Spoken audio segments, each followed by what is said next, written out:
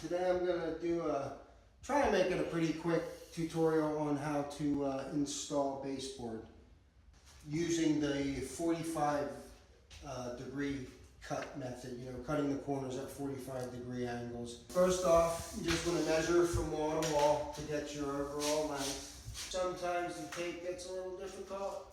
If you need someone to help hold it, get someone to hold it. You want it to be pretty straight.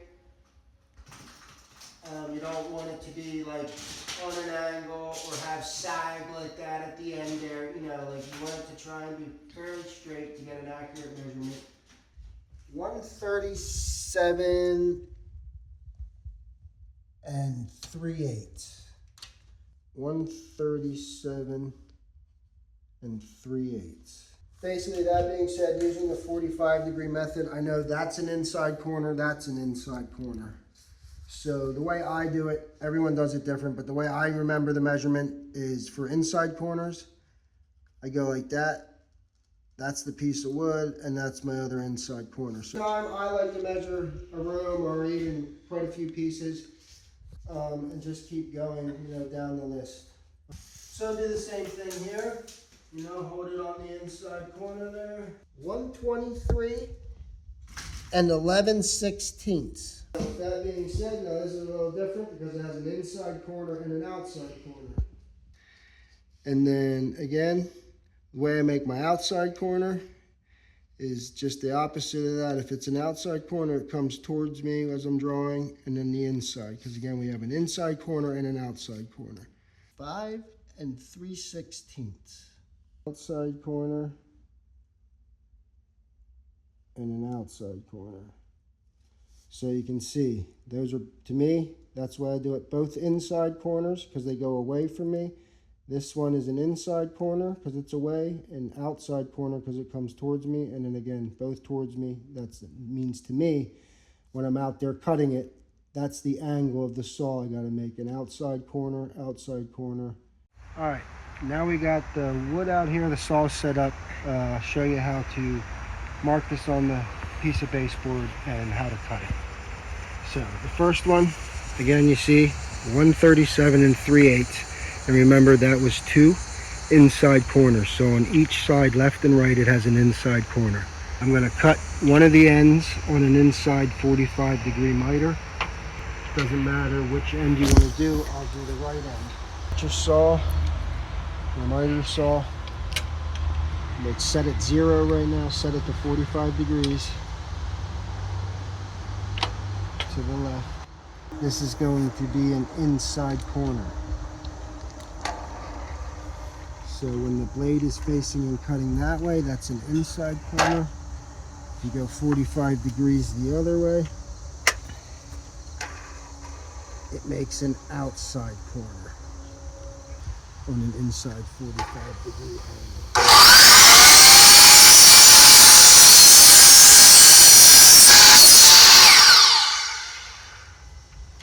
And see, that's an inside 45 degree. Now once you have that cut, I want to measure from the longest point on there. For an inside corner, measure from the longest point, because that's what's going to end up being the furthest point of that piece of wood hitting the exact corner. I like to mark it on the back a little bit, and then on the, the front face there. Set the saw that way for the 45.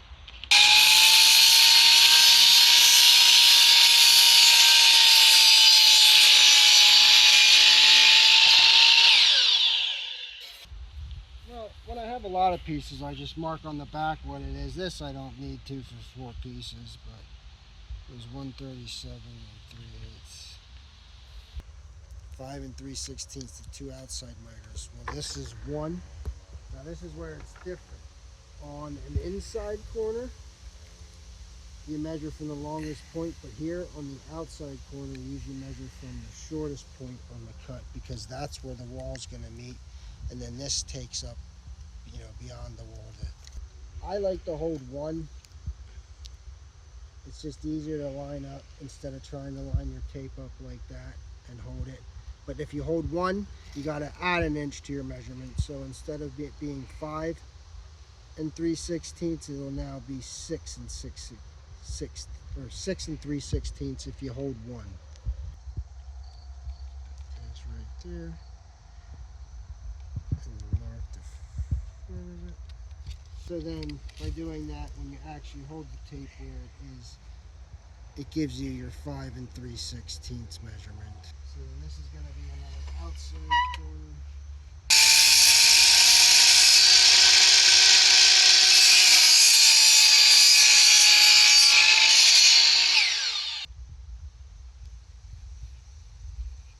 I'm using a battery operated DeWalt finish nailer with 2-inch nails to install the baseboard. I always use 2-inch nails, usually when installing base. I always fit that corner first, where it's meeting up with the existing piece.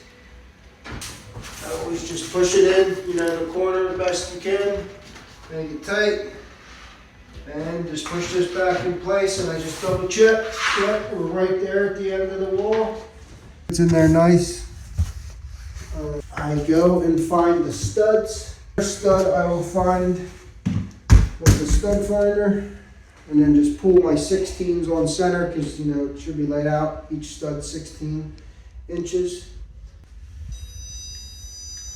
It's right in there. I'll just put a very, very light mark on the baseboard. You barely even see it. Then with this baseboard, I just nail in the face. I don't come up on this top profile at all. Just nail in the face is good. I'll do one top and bottom. Make sure it grabbed. It did. You got your own stud. 16. Sometimes you need a nail set in the hammer. Doesn't always set. Gotta hammer it in, and that's what I mean. Now see how that made up? When I nailed that corner, see how that opened up? You can fix that with caulk, but it's not huge. But it opens up, but you gotta caulk it. Usually with a coped corner, you don't have that. And your studs on the tape, if you don't know, but you probably do, they're marked in red every 16 inches. At 0 there should be a stud, then 16, 32, 48, just go down the tape. So you just nail it off at those points. Line this corner up. I always dry fit them first just to make sure. Sometimes they'll have to be trimmed to make sure that these are going to be pretty good. And that'll work for me. Them little gaps again there, that's going to get caulked at the end. You can't get around that. The walls are wavy, and it just is what it is. Make sure this is tight. I'll nail this off.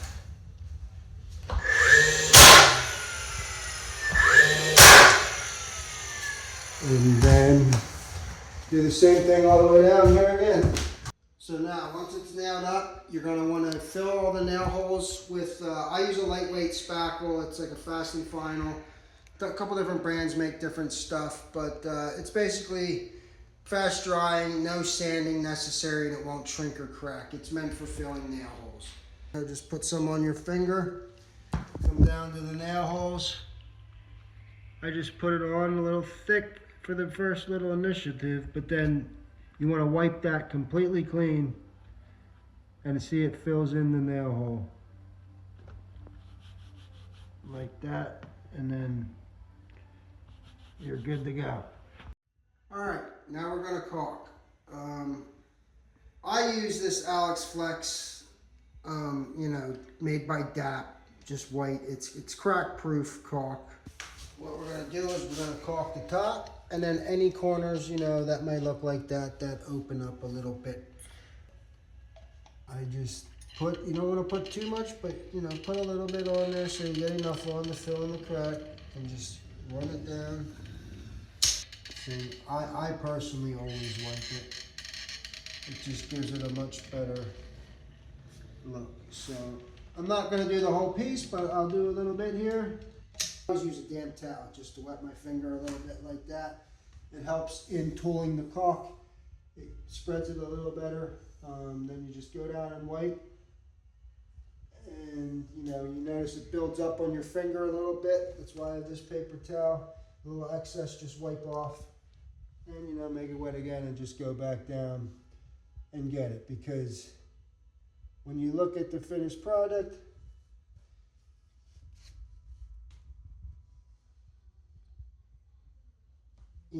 I like that look better because it looks much nicer than just spreading the caulk and not tooling it per se or using your finger. I try not to get too close to the floor because obviously you don't want it on the floor, but you got to get it down there. That's why I use my nail set to clean it up. But I get pretty close, try and put it in there.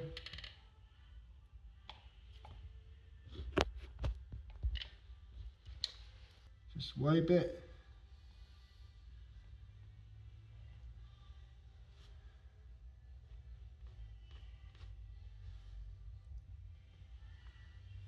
So that's that, and like I said, look for my tutorial on how to install baseboard, but using the coping method with the coping saw and coping the corners instead of using the 45-degree method, cutting them at 45 degree.